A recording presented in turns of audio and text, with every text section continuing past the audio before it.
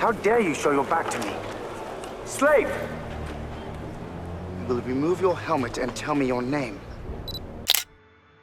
दोस्तों, एक ऐसा सन की सम्राट जिसने अपनी अय्याशी और क्रूरता के चलते अपने पूर्वजों के द्वारा बनाए हुए करीब 100 साल से भी ज्यादा पुराने और समृद्ध साम्राज्य को मिट्टी में मिला दिया। दोस्तों, हम बात कर रहे हैं रोम के सम्राट कॉमोडस की। कॉमोडस का जन्म 31 अगस्त 161 ईस्वी को लेनुवियो, इटली में हुआ था। कॉमोडस की मां फॉस्टीना द यंगर थी और कॉमोडस के पिता मार्कस ऑरेलियस थे। आपको बता दें कि फॉस्टीना द यंगर मार्कस ऑरेलियस की चचेरी बहन थी, जिन्होंने बाद में शाही राज की महारानी बनने के लालच में अपने ही भाई मार्कस ऑरेलियस से शादी कर ली थी। शादी के कुछ समय बाद ही उन्हें रोम की महारानी के नाम से जाना जाने लगा। उस समय रोम साम्राज्य में कॉमोडस के अलावा उसके 2 भाई बहन भी इस राज्य के उत्तराधिकारी थे। कॉमोडस को आज सरल भाषा में ग्लेडिएटर के नाम से भी जानते हैं, जो कि एक खूंखार लड़ाकू जानवर है। असल जिंदगी में कॉमोडस भी ऐसा ही था। उसे लड़ाई का बहुत शौक था। लड़ाई के अलावा कॉमोडस में कुछ गुण अपने पिता के और कुछ गुण अपनी माता के थे। जैसे कि कॉमोडस के पिता एक योद्धा के रूप में जाने जाते थे, तो वहीं उसकी माँ फॉस्टीना द यंगर एक अय्याश स्त्री के रूप में जानी जाती थी। देखने में एक दमदार शरीर की मालकिन, जो अपने कामुक शरीर से किसी भी आदमी को अपने वश में कर सकती थी। सच्चाई तो ये थी कि कॉमोडस मार्कस ऑरेलियस का बेटा नहीं था, बल्कि फॉस्टीना और उसके एक आशिक का नाजायज बेटा था। ये बात मार्कस ऑरेलियस के मरने के बाद खुली थी। कॉमोडस जब छोटा था तभी से लड़ाइयों में जाने लगा था और छोटे छोटे राज्यों को रोम में मिलाने का काम करने लगा था, और वहीं पर ही वो लड़कियों से छेड़खानी किया करता था। लेकिन एक दिन अचानक उसने सब छोड़ दिया। अब वो हर समय खोया खोया रहने लगा। असल में कॉमोडस एक लड़की से मिला जिससे वो प्यार करने लगा था। उस लड़की का नाम मर्सिया था। मर्सिया के प्यार में कॉमोडस कुछ ऐसा पागल हुआ कि सब कुछ भूल सा गया। कॉमोडस ने मर्सिया को महल में रखने का फैसला किया और बिना शादी के ही मर्सिया और कॉमोडस महल में एक साथ रहने लगे।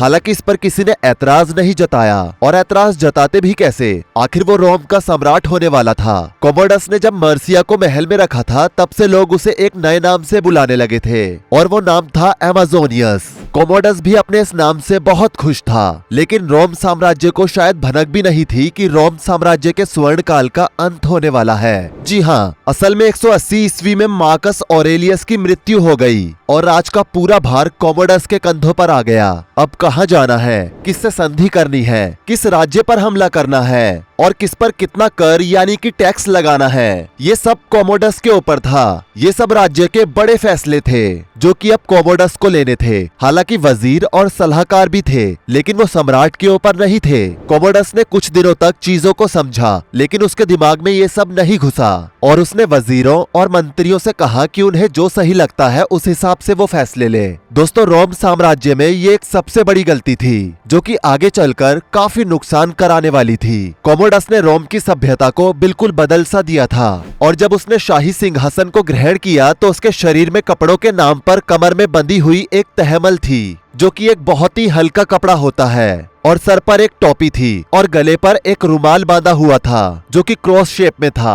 सिंहासन मिलते ही कॉमोडस में बहुत बदलाव हुए। हालांकि उसने सम्राट बनने के बाद कई युद्ध लड़े जिनमें उसने अच्छा प्रदर्शन किया और रोम का साम्राज्य बढ़ाया। हालांकि इस बीच उसने कई मंत्रियों के बारे में सुना कि वो भ्रष्टाचार कर रहे हैं, जिसकी उसने जांच कराई और उसमें जितने भी मंत्री दोषी मिले उन मंत्रियों को जान से मरवा दिया ताकि दोबारा राज्य में ऐसा ना हो। दोस्तों, कॉमोडस को जानवरों को मारने का बहुत शौक था। वो अक्सर खाली समय में यही करता था। मंत्रियों को जान से मारने के बाद उसने उनकी लाशों को रोम साम्राज्य के पीछे बने जंगल में डाल दिया और इंतजार करने लगा कि कोई जानवर उन लाशों को भोजन समझकर उठाने आए। तभी एक जंगली जानवर जो कि भेड़िया था उस लाश को उठाने के लिए आया। तभी कॉमोडस ने उस भेड़िए को भाला फेंककर मारने की कोशिश की, लेकिन वो भाला चूक गया और भेड़िया तेजी से आगे की तरफ बढ़ने लगा। तभी कॉमोडस के दूसरी तरफ से एक भाला बहुत तेज रफ्तार में आया और सीधे भेड़िए की पीठ पर जा लगा और भेड़िया वहीं ढेर हो गया। कॉमोडस देखकर अचंभे में था, क्योंकि आज तक उसका कोई भी निशाना चूका नहीं था। लेकिन इस बार ऐसा कैसे हुआ कि किसी और का भाला भेड़िए को जा लगा? जब उसने देखा तो पाया कि दूसरा वाला भाला एक स्त्री ने मारा था जो कि करीब 40 साल के आसपास थी। जब कॉमोडस ने उसे पास से जाकर देखा तो वो अचंभे में आ गया।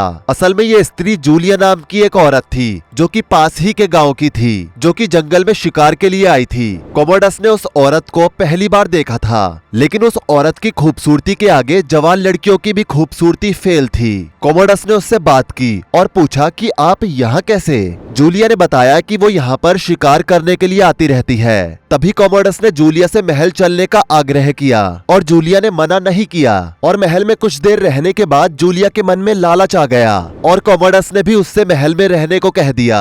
जूलिया यही चाहती थी, जिसके बाद वो वहीं रुक गई। अब जूलिया इस महल में अपना वर्चस्व बढ़ाना चाहती थी, इसलिए उसने कॉमोडस को रिझाना शुरू कर दिया। एक शाम कॉमोडस अपने कक्ष की तरफ बढ़ रहा था, तभी उसने देखा कि पास ही में जूलिया के कक्ष का दरवाजा खुला हुआ है। कॉमोडस ने बिना कुछ सोचे समझे जूलिया के कमरे की तरफ कदम बढ़ा दिए और वहाँ देखा कि जूलिया बहुत ही छोटे कपड़ों में अपने बिस्तर पर पड़ी हुई है। शायद वो सो रही थी। कॉमोडस ने जैसे ही उसे छोटे कपड़ों में देखा तो उससे रहा नहीं गया और वो वहीं बैठ गया। कॉमोडस गौर से उसके बदन को निहार रहा था और अंदर ही अंदर उसके मन में लालच आ रहा था। तभी उसे अचानक याद आया कि उसके पिता एक जूलिया नाम की औरत की तारीफ किया करते थे और वो जूलिया कोई और नहीं बल्कि वही जूलिया थी जो आज उसके सामने थी और आज वो ये मौका हाथ से जाने नहीं देना चाहता था।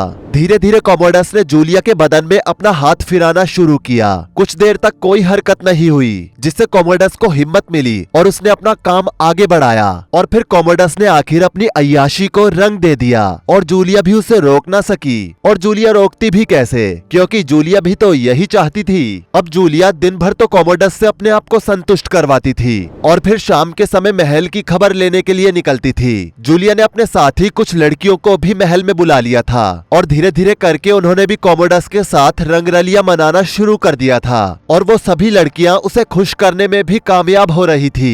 इन्हीं लड़कियों ने उसे इतना अय्याश बना दिया था कि धीरे धीरे औरत उसकी कमजोरी बनने लगी थी। वो दिन भर लड़कियों के बीच घिरा रहता और रात में उनके हाथ से शराब का जाम पीता और जब वो शराब उसे चढ़ जाती तो फिर उसके बाद वो उनके बदन का जाम पीता। उसे समझाने वाला कोई नहीं था, मंत्री भी कुछ नहीं बोलते थे क्योंकि जूलिया के आगे किसी की नहीं चलती थी। आपको बता दें कि इतिहास में कॉमोडस की शादी को लेकर काफी सारे मिथ्स हैं कि कॉमोडस ने शादी की थी या नहीं। तो इसका जवाब है कि कॉमोडस ने शादी नहीं की थी। हालांकि कई लेख आपको ऐसे मिल जाएंगे जहां पर इस बात को बताया गया है कि कॉमोडस ने शादी की थी, लेकिन ये बात बिल्कुल गलत है। ना तो उसने कोई शादी की थी और ना ही उसका कोई बेटा या बेटी थी। हाँ, कहीं कहीं पर इस चीज को लेकर विवाद पैदा होता है कि कॉमोडस के नाजायज संबंध उसकी एक नाजायज भांजी के साथ थे, जो कि दूर की रिश्ते में उसकी भांजी लगती थी और उससे काफी छोटी थी। कॉमोडस को महल में कई बार उसकी भांजी के साथ बिना कपड़ों के देखा गया था।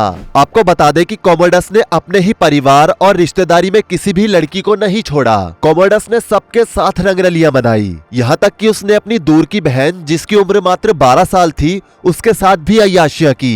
इन सारी हरकतों की वजह से कॉमोडस के रिश्तेदार और परिवार उससे अलग हो गए, जिस कारण रोम साम्राज्य में एक बड़ी दरार आ गई, जिसका फायदा उस समय शाही परिवार के दुश्मनों ने उठाया और रोम के शाही परिवार को पूरी तरह से तितर बितर कर दिया। शाही परिवार को बिखरते हुए देख जनता भी बगावत पर उतर आई, क्योंकि कॉमोडस की क्रूरता किसी से छुपी नहीं थी। कॉमोडस को जानवर मारना बहुत पसंद था। वो प्यारे प्यारे पक्षियों को भी मार दिया करता था। ये सब करने के लिए उसे उसकी प्रजा मना किया करती थी, लेकिन वो किसी की नहीं सुनता था। उल्टा जो ज्यादा बोलता उसे ही मार देता। इसलिए जब कॉमोडस कमजोर पड़ा तो उसके साथ कोई खड़ा नहीं हुआ। उसकी रखेल जूलिया भी जमीन का एक बड़ा हिस्सा लेकर अलग हो गई। जनता की बगावत इतनी बढ़ गई कि लोग शाही महल में घुस गए और कॉमोडस पर हमला कर दिया और इस हमले में कॉमोडस की मौत हो गई। हालांकि ये भी कहा जाता है कि ये सोची समझी साजिश थी और साजिश के तहत कॉमोडस को मारा गया। हालांकि होने को कुछ भी हो सकता है। कॉमोडस की मौत 192 ईस्वी में हुई थी, जिसके बाद कुछ समय तक जनता ने अपने हिसाब से राज किया।